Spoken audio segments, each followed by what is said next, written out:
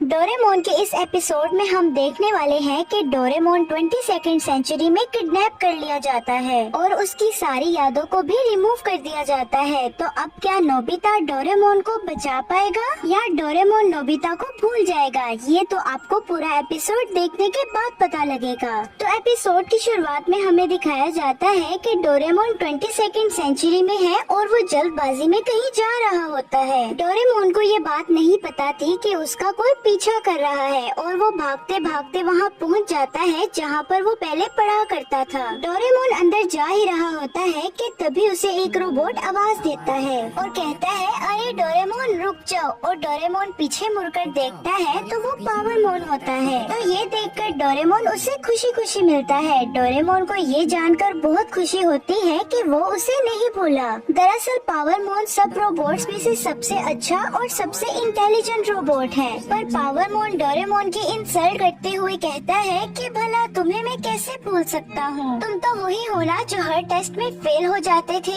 अब वो डोरेमोन से ये कहकर वहाँ से चला जाता है कि मुझे कुछ जरूरी काम है। तभी एक बच्चे से उसका बलून छूटकर हवा में उड़ने लगता है। बच्चे का बलून लाने के लिए पावरमोन अपनी पॉकेट से गैजेट निकालता है और पलक झपकते ही उस बच्चे का बलून वापस ले आता है। डोरेमोन कोशिश करता है लेकिन वो सही तक का गैजेट भी नहीं निकाल पाता। तभी पावरमोन डोरेमोन से कहता है कि मुझे लगता है कि तुम्हें अपनी सारी मशीन्स को चेंज करवा लेना चाहिए। और वो डोरेमोन की इंसल्ट करके वहाँ से चला जाता है और तभी डोरेमोन को बहुत बुरा लगता है। अब हम नोबिता को देखते हैं जो बेसबॉल लेकर घर से भागने की कोशिश कर रहा होता है, लेकिन नोबिता की मॉम उसे देख लेती है और कहती है कि तुम बाहर तभी जाओगे जब अपना होमवर्क कंप्लीट करोगे और अगर तुमने भागने की कोशिश की तो मैं तुम्हें इस महीने की पॉकेट मनी नहीं दूंगी। लेकिन हमें पता तो है कि नोबिता कितना ढीठ है, तो वो कहता है कि मैं डोरेमोन से ऐसा गैजेट लूंगा कि मेरा होमवर्क भी हो जाए और मुझे पॉकेट मनी भी मिल जाए। और तभी उसकी नजर कैलेंडर पर बढ़ती है और कहता है कि अरे कल तो डोरेमोन का बर्थडे है और उसने तो मुझे बताया था कि उसकी बर्थडे से पहले उसने क्लास पार्टी पर जाना है। और दूसरे सीन में हमें डोरेमोन की क्लास पार्टी को दिखाया जाता है जहाँ पर बहुत सारे रोबोट्स थे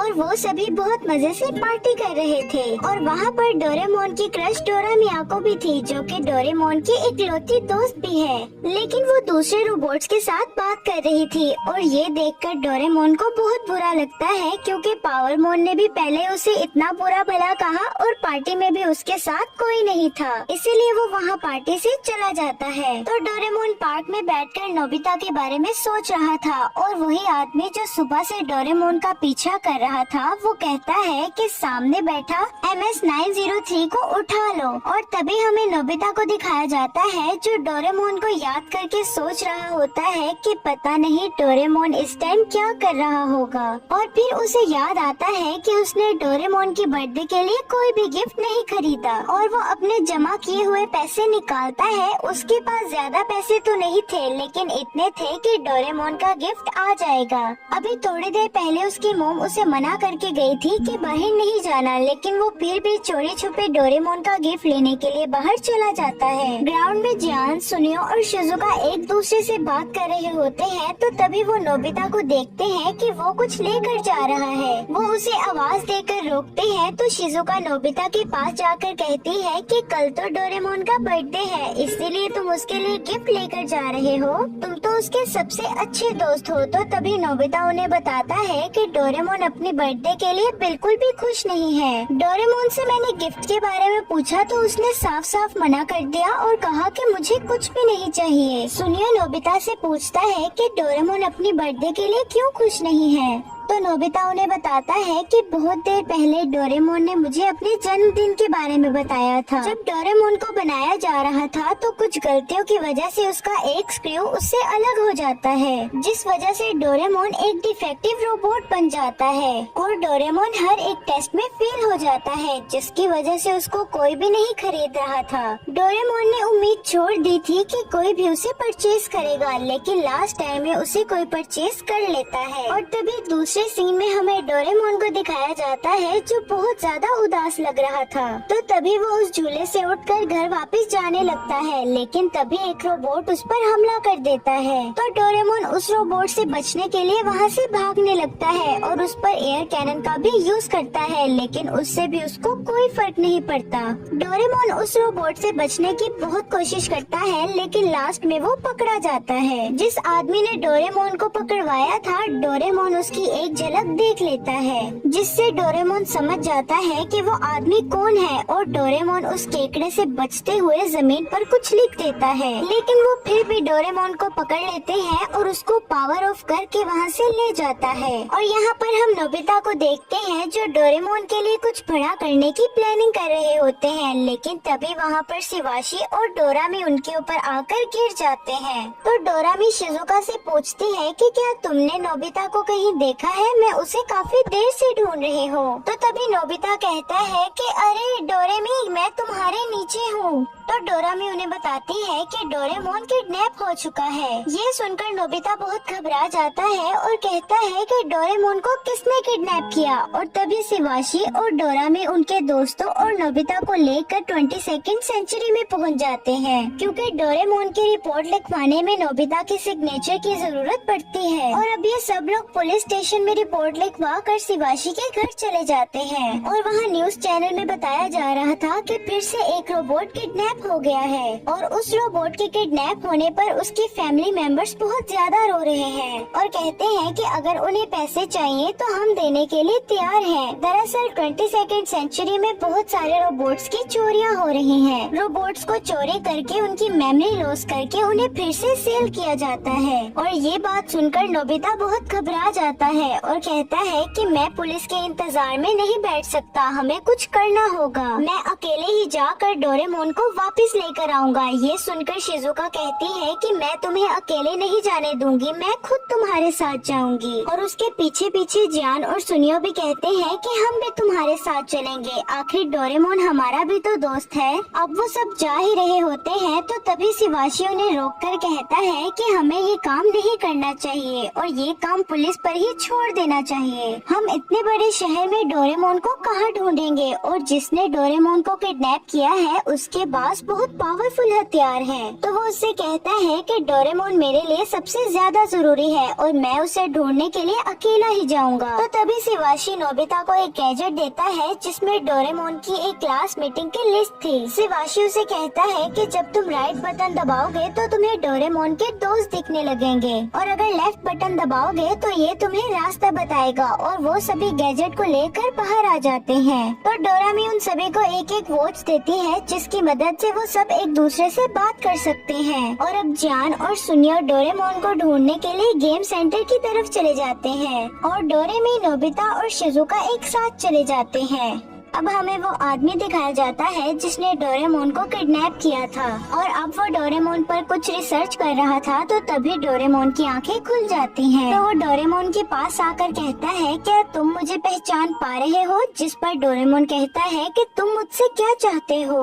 तो वो डोरेमोन से कहता है कि कल तुम्हारा बर्थडे है तो मैं तुम्हारे बर्थडे के लिए तुम्हें फिर से तैयार करना चाहता हूँ। तो डोरेमोन उसे कहता है कि ये आप क्या कह रहे हैं? जिस पर वो डोरेमोन से कहता है कि मैंने सभी रोबोट्स को बहुत अच्छे से बनाया था, लेकिन पता नहीं कि तुम डिफेक्टिव कैसे बन गए। इसीलिए इस बात पर मुझे बहुत रिग्रेट्स भी हैं और अब मैं तुम्हें तुम्हारी बर्थडे पर ठीक करके सभी रोबोट्स की तरह बना दूंगा। दरअसल ये आदमी साइंटिस्ट है जिसने सभी कैट रोबोट्स को बनाया था और इसी ने ही डोरेमोन को भी बनाया था। अब दूसरे सीन में हम शिजुका और डोरामी को देखते हैं जो एक गार्ड रोबोट से कुछ पूछ रहे होते हैं। तो वो इंस्पेक्टर रोबोट उन सभी को अपने साथ आने को बोलता है। दरअसल वो सब पावरमोन से मिलने आए थे। डोरेमी पावरमोन से पूछती है कि क्या तुम मुझसे मिले थे? जिस पर पावरमोन बताता है कि हाँ, मैं डोरेमोन से मिला था, लेकिन मैं जल्दी में था इसीलिए ज्यादा कोई बात मुलाकात नहीं हो सकी। तो डोरेमी उसे बताती है कि डोरेमोन को किडनैप कर लिया गया है, लेकिन पावरमोन को उनकी बातों में कोई इंटरेस्ट नहीं था और उन लोगों से कहता है कि अगर तुम लोगों की बात खत्म हो गई है तो मुझे यहाँ से जाने दो।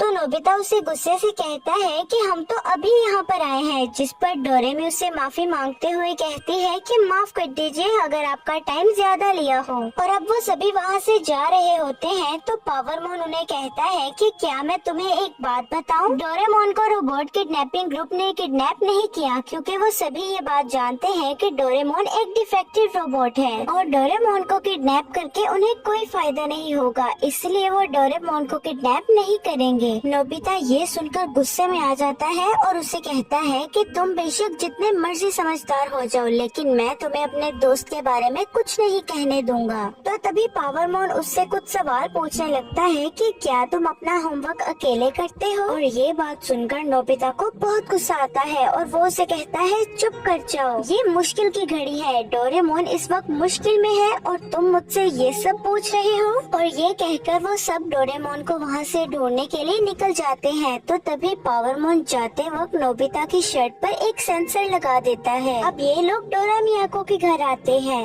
वो उससे डोरेमोन के बारे में पूछते हैं तो वो बताती है कि मैंने डोरेमोन को देखा तो था, लेकिन मेरी उससे कुछ बात नहीं हुई। अब वो लोग वहाँ से वापस आ ही रहे होते हैं तो तभी डोरामी को शिवाशी की कॉल आती है और वो कहता है कि मैं तुम लोगों को कुछ दिखाना चाहता हूँ, तो तुम लोग जल्दी से वापस आ जाओ। और अब वो लोग वहीं पर चले जाते हैं जहाँ डोरेमोन बैठा था और उसने जमीन पर भी कुछ लिखा हुआ था, लेकिन क्या लिखा था वो पढ़ नहीं पाते। और वो आसपास देखते हैं कि पेड़ पौधे भी थोड़े थोड़े कटे हुए हैं और ये देखकर ऐसा लग रहा था कि यहाँ पर लड़ाई हुई है। अब डोरामी टाइम टीवी निकालती है और शाम के वक्त जो हुआ वो देखने लगती है और देखते देखते उन्हें गोल सी चीज दिखती है और ये देखकर लग रहा था कि ये डोरेमोन का हाथ है। तो नोबिता आसपास ढूंढता है तो उसे एयर कैनन मिलता है जो डोरेमोन का था। अब जियान और सुनियो इधर गेम सेंटर में उसी औरत को देखते हैं जो टीवी में बता रही थी कि मैं अपने रोबोट के बदले पैसे देने को भी तैयार हूँ। तो वो दोनों उस औरत का पीछा करने लगते हैं और पीछा करते करते वो लोग एक जगह में पहुँच जाते हैं जहाँ वो औरत एक गली में जाती है और वहाँ पर वो एक पैसों का भरा हुआ बैग किसी को देती है। और तभी वहाँ से दो चोर निकलते हैं तो जियान और सुनियो उन दोनों का पीछा करने लगते हैं। अब हमें दिखाया जाता है कि डोरेमोन का बर्थडे आने में सिर्फ 2 घंटे बचे थे और डोरेमोन वहाँ से भागने की कोशिश भी करता है, लेकिन वो साइंटिस्ट वहाँ पर आ जाता है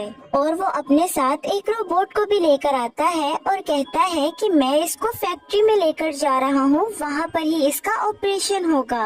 और इधर वो साइंटिस्ट डोरेमोन को ऑपरेशन थिएटर में लेकर जा रहा था और अब डोरेमी पावरमोन को वो फोटो दिखाती है। वो वाली फोटो थी जो डोरेमोन ने आधा अधूरा वर्ड लिखा था। तो पावरमोन अपने गैजेट से उस वर्ड को ठीक करता है और वो वर्ड था MS। ये देखकर डोरा मियाको कहती है मैं समझ गई, वो जरूर फैक्ट्री का लीडर ही होगा और वो सब कैट रोबोट्स को बनाने वाला साइंटिस्ट है। और वो बताती है कि मैंने एक न्यूज में पढ़ा था कि वो डोरेमोन जैसे डिफेक्टिव रोबोट्स को ठीक कर रहा है और ये सब बहुत स्पीड से उस फैक्ट्री की तरफ बढ़ रहे होते हैं। तो डोरेमोन उस साइंटिस्ट से पूछता है कि अगर आप मुझे ठीक कर दोगे तो क्या मैं नोबिता को भूल जाऊंगा। तो वो कहता है हाँ, तुम सब कुछ भूल जाओगे क्योंकि तुम एक नए रोबोट बन जाओगे और तुम्हारे अंदर कोई डिफेक्ट नहीं रहेगा। जिस पर डोरेमोन कहता है कि मैं डिफेक्ट ही ठीक हूँ क्योंकि मुझे नोबिता की बहुत ज्यादा जरूरत है। डोरेमोन उससे बहुत रिक्वेस्ट करता है कि वो उसे ठीक ना करे, लेकिन वो आदमी अपनी जिद पर अड़ा हुआ था। और अब वो सब लोग उस फैक्ट्री में पहुंच जाते हैं और उस फैक्ट्री में अंदर जाने के लिए उन सबको रोका जाता है, लेकिन वो लोग नहीं रुकते। वो सब नोबिता को डोरेमोन के पास जाने को कहते हैं और जो सब रुकावटें बन रही थी वो सब उनको संभाल लेते हैं। और वो आदमी डोरेमोन का ऑपरेशन ऑन करने ही वाला था कि तभी नोबिता वहाँ पर पहुँच जाता है। नोबिता उस आदमी को कहता है कि प्लीज दरवाजा खोलो, जिस पर डोरेमोन कहता है कि एक आखिरी बार मुझे नोबिता से मिलने दीजिए। उस आदमी को डोरेमोन पे तरस आ जाता है और वो नोबिता को उससे मिलने देता है। और डोरेमोन नोबिता को बताता है कि मैंने फैसला कर लिया है कि मैं अपने सारे डिफेक्ट को दूर करूँगा, जिसकी वजह से तुम्हें मुझसे कोई परेशानी नहीं होगी होगी, जिस पर नोबिता रोते हुए कहता है कि अगर तुम सब कुछ भूल जाओगे तो मेरा क्या होगा, और अगर तुम्हें कुछ हो गया तो मैं मॉम डैड को क्या जवाब दूंगा।